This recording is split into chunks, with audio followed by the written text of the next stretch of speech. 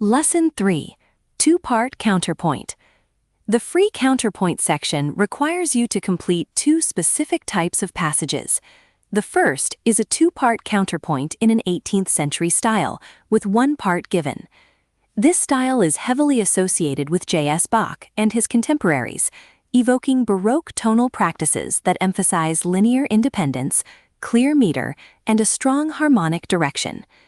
When completing the given upper part, your added line needs to balance rhythmic interest and harmonic sense while maintaining proper dissonance treatment. The second task is a two-part imitative counterpoint passage, again with one part provided.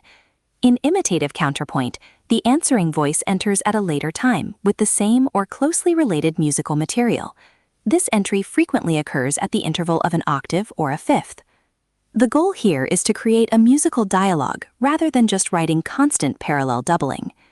In both types of counterpoint exercises, the independence of the two lines is essential. One of the best ways to achieve and enhance this independence is by using contrary motion, where the two parts move in opposite directions.